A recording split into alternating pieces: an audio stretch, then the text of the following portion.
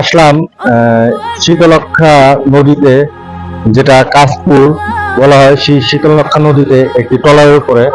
তো আমার পিছনে দেখতে পাচ্ছেন খুব বড় একটা শিপ যাচ্ছে। সাধারণত এই শিপগুলো সিলেট থেকে আসে। তো আমরা যখন শীতলক্ষা এই নদীতে ভিডিও করতেছি, তো তখন মাগরিবের আজান দিচ্ছে। আমরা সেই ভিডিও চলাকালীন একটি জিনিস দেখে আমাদের কাছে খুব ভালো লাগলো যে সৃষ্টিকর্তাকে ডাকতে কোনো মসজিদ প্রয়োজন হয় না। একটি মানুষ ট্রলারের উপরে তিনি মাগরিবের নামাজটাই করতেছেন। তো আসলে সৃষ্টিকর্তাকে ডাকতে মসজিদ প্রয়োজন হয় না, স্থানের প্রয়োজন হয় না। একটি ট্রলারের উপরে, তো এই ট্রলারটা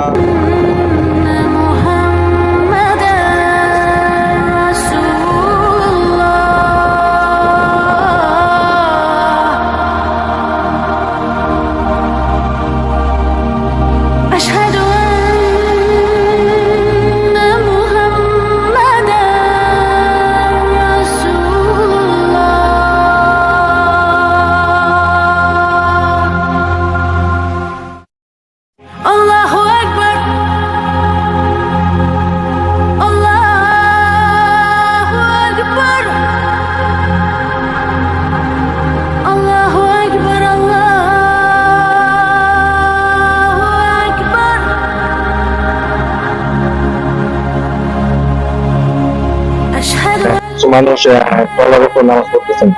আমরা আপনার কাছে একটু জানতে চাবো, যখন আপনারা নদী পথে থাকেন, তো সেই ক্ষেত্রে কিভাবে পশ্চিম দিকটা সেই ক্ষেত্রে কিভাবে নামাজটা আদায় করেন?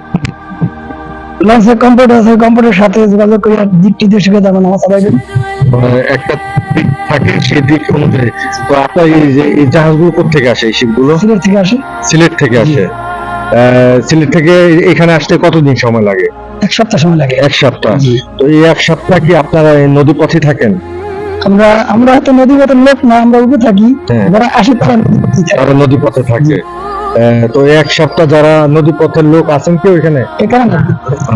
তো আপনারা এখানে আসার পরে এখান থেকে পাথরগুলো খালি করে দেন, তারপরে তারা চলে যায়। তো এখানে এক সপ্তাহ শুধু সিলেট থেকে আসে না, অন্যান্য জেলা থেকে? বিভিন্ন জায়গা থেকেই আসে, শুধু সিলেটের থেকে আসে না, অন্যান্য জায়গা থেকে আসে।